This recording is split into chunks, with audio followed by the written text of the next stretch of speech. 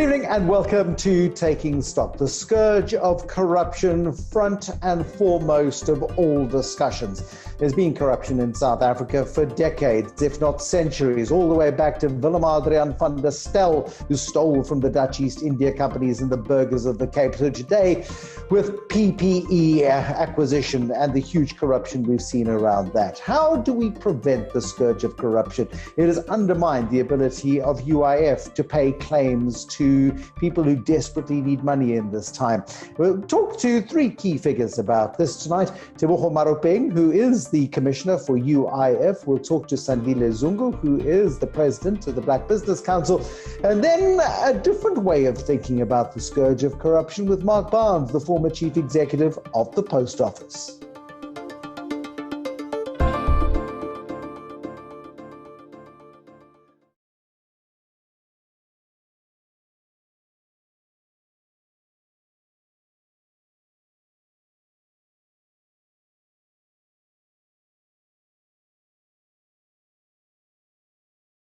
First up this evening is the UIF Commissioner, Teboho Maruping, who joins us this evening here on Taking Stock. The Auditor General says that there are big problems within your office, Teboho. What is going on?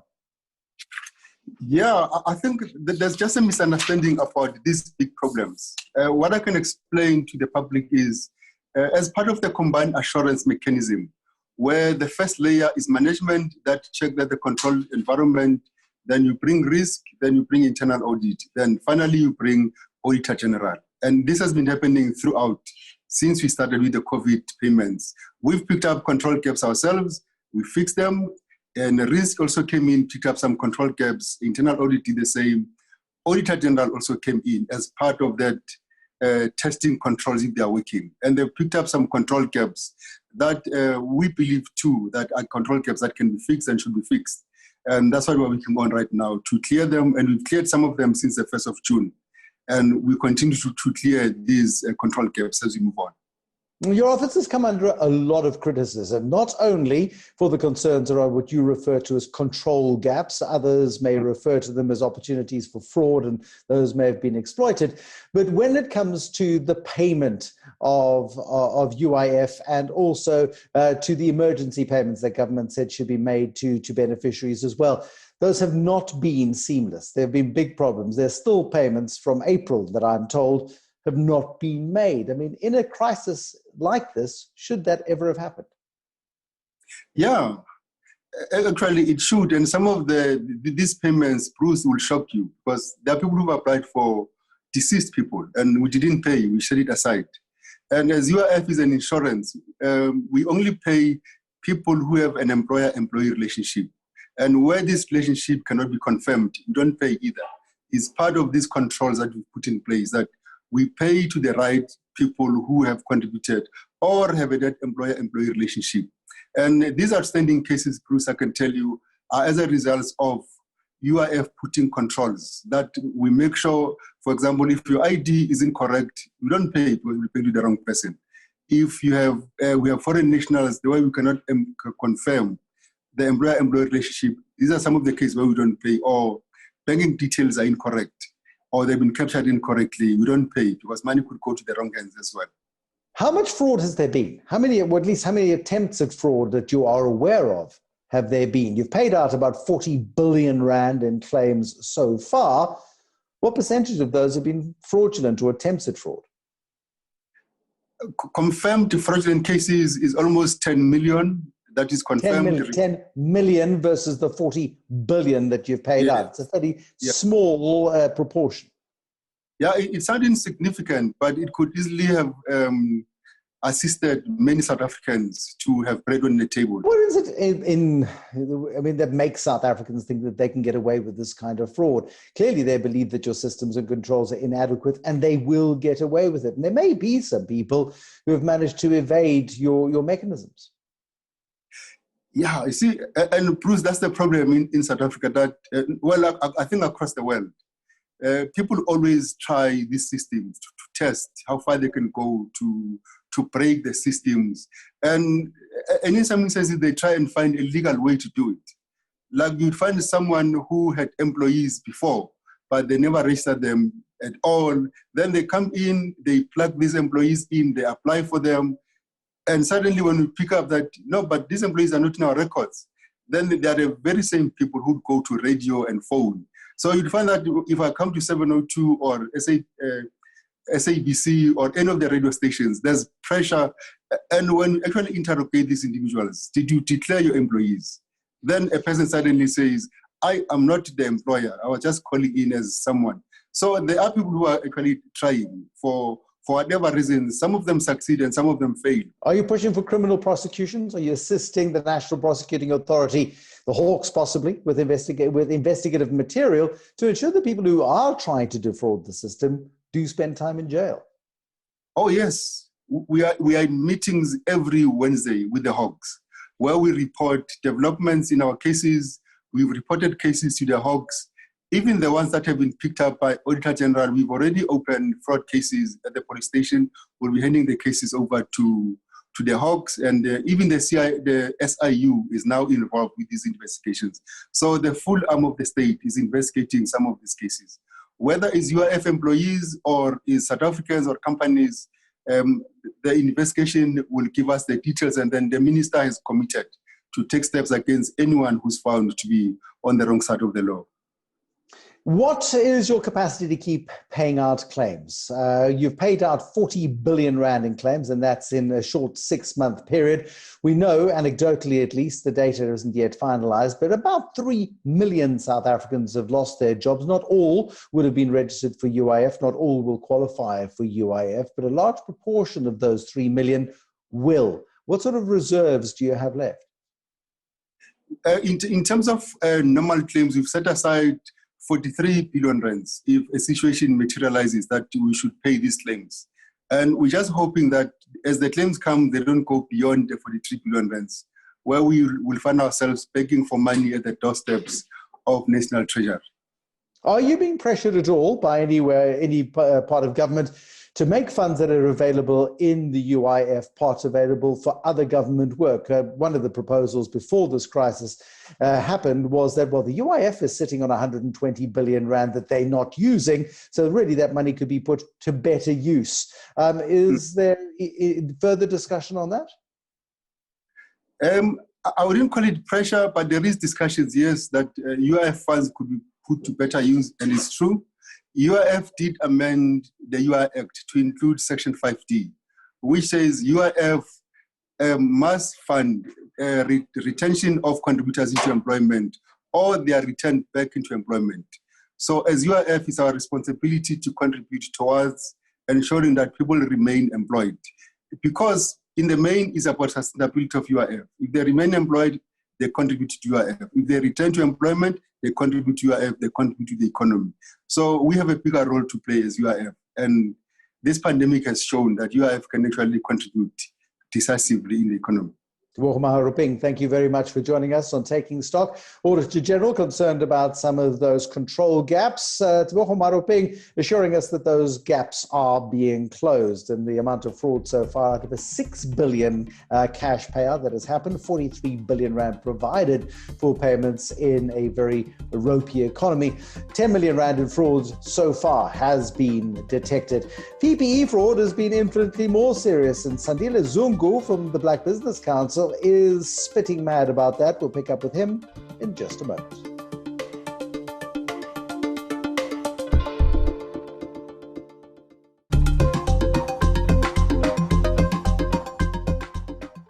Welcome back to Taking Stock. I'm Bruce Whitfield. With me this evening is the Black Business Council President, Sandile Zungu. Outraged, as all of us are, at the huge amounts of fraud, particularly when it comes to PPEs.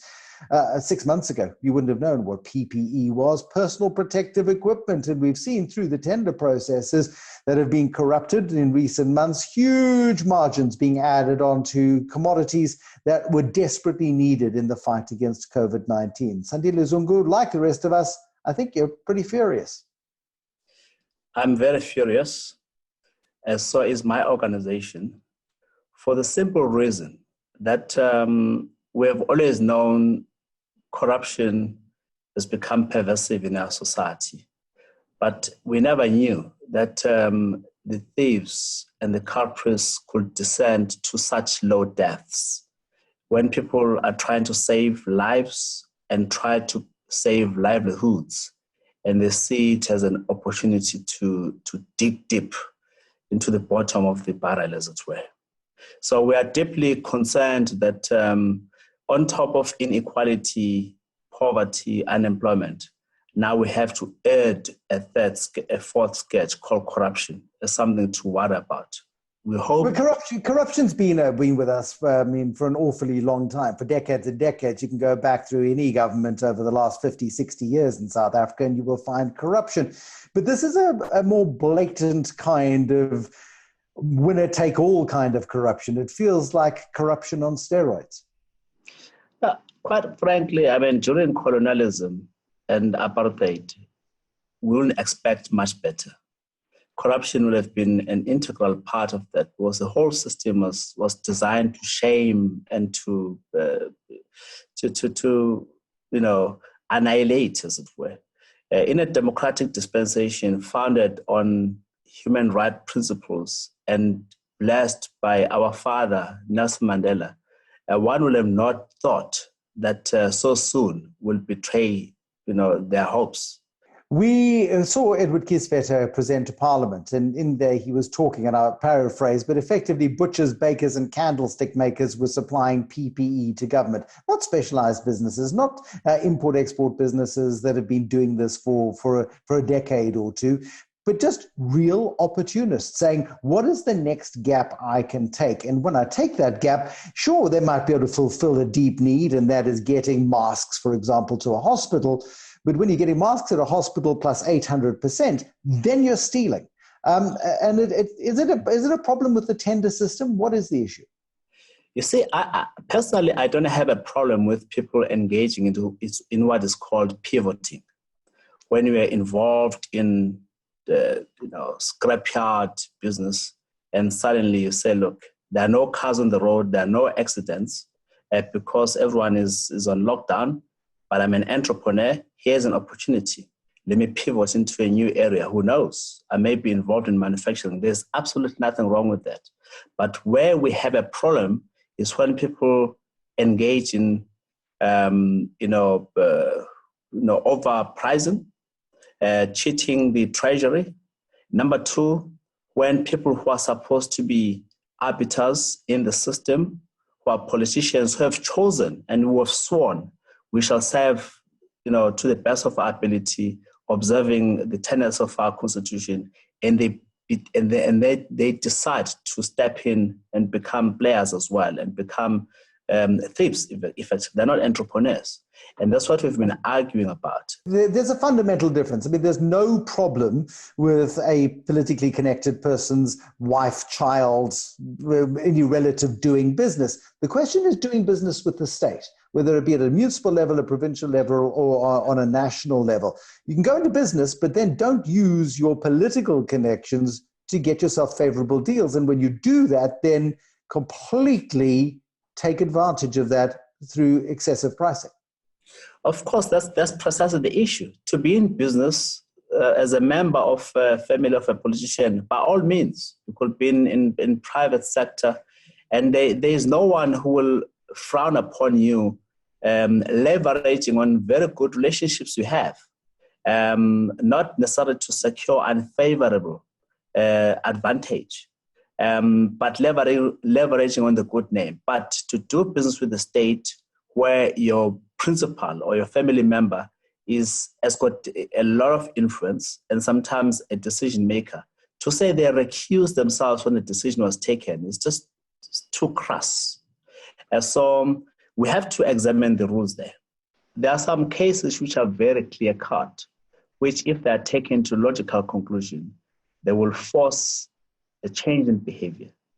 And they will force... Can you be specific? Which case would you say there is a clear-cut case of individuals who should not have done business with the state, who did do business with the state, and the evidence suggests that they may have a case to answer? Could you be specific? Well, I cannot be very specific, Bruce. Should Ace Magashule's sons, for example, have been involved in PPE tenders? Straight question.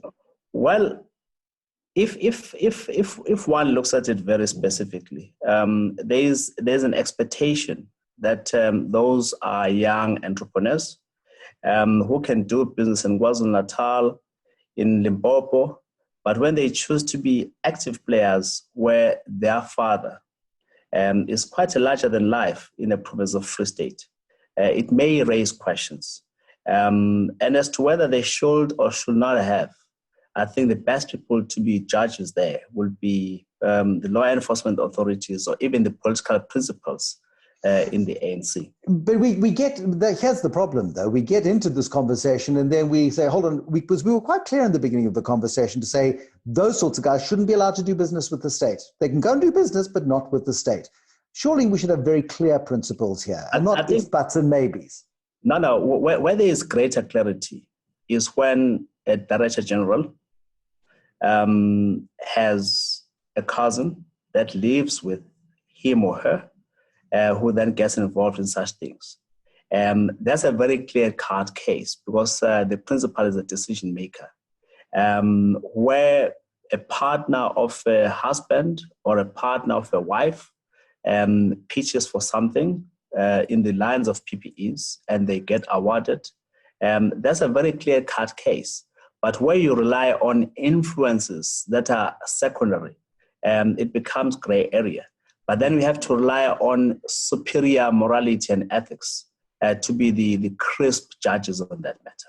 Sandile Zungu from the Black Business Council, thank you very much for joining us this evening on Taking Stock. Mark Barnes has got a really interesting perspective on corruption and the scourge in South Africa, and he's a challenging thinker. He's coming up next. Mark Barnes, former CEO of the Post Office, in a moment.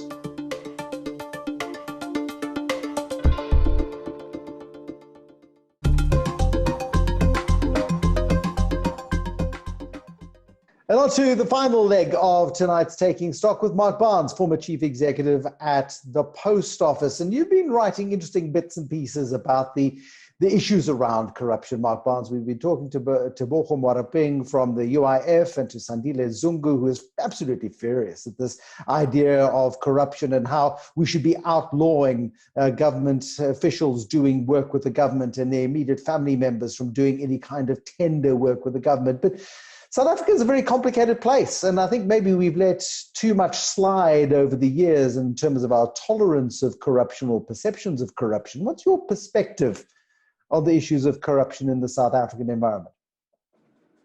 Yeah, Bruce, thanks for having me on your show. You know, I think it is a much more complex issue. And let me start off by saying this. Force won't kill it, okay? What we need is to find an alternative. We need to find an alternative route out of the gutter. Because if you're sitting there and your neighbors' children are starting to go to a private school and your kids are still going to a school where the last thing that happened there was someone drowned in the pit latrine, and you start wondering, how am I going to get there? Okay, and there doesn't seem to be any road ahead of you. There's you know, you can't get a job. And so you ask your neighbor, well, how did this happen? Well, I delivered this brown envelope to that place and this thing, and you become so tempted in the name of something virtuous like educating your children, wanting to get money. Okay, and so I'm not saying it's a good thing. It's not a good thing, but I fear that it is becoming the only alternative to cross the divide. Okay, is to join in this participation in this flow of state, capital, if you like. And so my view is that you have to find another route. You have to prove, you have to create a society where it is self-evidently possible for you to earn a better living than to steal one. For everybody, okay? No matter where you come from, no matter what degree, pretend or otherwise you've got, whatever it is, as long as you've got skill and energy and you're a decent human being that's prepared to work hard, there must be a way out of the terrible circumstance in which you find yourself. I drove down to the Cape a week ago, and there was a roadblock on the N2. There was an accident, and I cut through Khayelitsha. And I stayed there for a while and walked around. Man, I'm surprised you haven't got a revolution on our hands. To tolerate that standard and accept that living as the future is just not acceptable. We're in a country where the state is rapidly running out of funds to fund anything from policing to social security to welfare grants. And you have to wonder how, without growth, we actually ever get there. But we're not going to get growth while we keep stealing. And so we're stuck almost in this negative vortex where the more scary it gets, the more gets stolen. The more gets stolen, the more scary it gets. And we feel like we're in a descent to nothingness. Well, at the center of this thing is a fundamental divide between economic and political power and a fundamental mistrust of one another. Business experience has a superiority complex about what's got to be done, and they don't listen.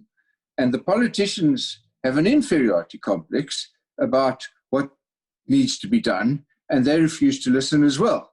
And so what we need to do is recognize that the challenge, that the alternative of not finding a cohesive forward path is destruction of all of us. And so we need to break bread. We need to break rules. We need to cross divides. We need to move away from established pots of wealth creation. We even need to move away from established capital. We need to move away from the stock market as the center of the business universe towards SMMEs. We need to move away into the informal cash economy and collective funding schemes and employment practices and banking and lending practices which mirror the current goings on in our very own communities. And until all of that establishment of yore is replaced with an establishment of today that both sides can embrace, we find ourselves too far apart on the table between capital and power. In the short term, though, we've got to nip so much of the stuff in the bud because, as Sandile Zungu was put it a moment ago, we're stealing from the poor. Poor people eventually do get cross. History teaches us this. It starts quite basically with a reallocation of capital. It starts with confidence and taking appropriate risk. And frankly, it starts with business.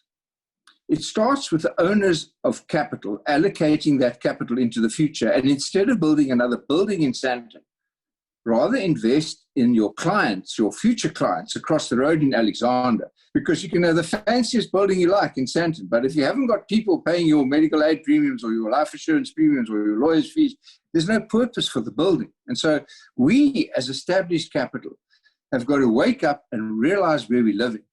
And the world is we're not different from the world. And the money is circulating around in the stock markets of the world, which represent a very, very tiny, less than 1% of the world. In South Africa, there are 250,000 retail investors in the entire stock market. Okay, that's all they are. That's nothing, man. And if they all stay rich, it doesn't help.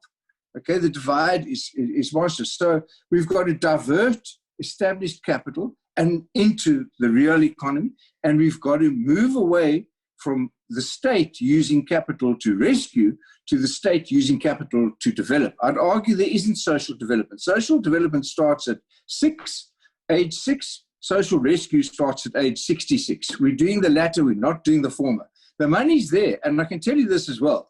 Increasingly, now that I'm out of government, I get approached by people who want to invest in this country. They see, talking again about my drive, you drive down through the Karoo into the Lush Cape, all of that. So, and you just look around you, it was 12 hours of enjoyable. We've got the most beautiful country in the world, okay? But you don't see little established industrial areas sprouting up because there is no capital going there. The capital, it's as if we found a cure for COVID, but we kept it in the hospital amongst our friends, okay? It's not going to help you because eventually you can't leave the hospital, okay? And so that's where it starts. And it starts with business. It starts with business saying, hang on, I'm going to invest in the future. I'm not going to invest in my retirement. I'm going to invest in my kids' future. It's different. It starts worrying about, as pension funds, worrying about the liabilities, not the return on assets. Okay. And so you've got to change. You've got to have a mind-focused change where pension funds are going, can we invest at risk in the future necessary expenditure to keep this economy going? And so and then the virtuous part of this, where the state will come in, is that every round of profit we create in this new world, this new economy, the states get 38 cents of it. And the UIF You know, you've either got a human asset or a human liability. Someone's either paying UIF contributions or they're receiving UIF payouts. So employment is paramount. Throw the money at them. Throw the money into the informal economies. Walk around Khayelitsha and hand the stuff out in abundance. And I promise you, just that act of trust, just that engagement will change the mindset of otherwise neglected and prevailed upon peoples who, I promise you, are operating real economies in a cash market. We will leave it there. Mark Barnes, thank you so much for joining us this evening. Deep thoughts to take you off to your slumbers this evening. Thank you so much for watching. Mark Barnes, thank you for joining us this evening on Taking Stock. My thanks to Mark Barnes and also to Sandile Zungu and also to Teboho Maruping this evening for joining us on Taking Stock. Thank you for watching. Good night.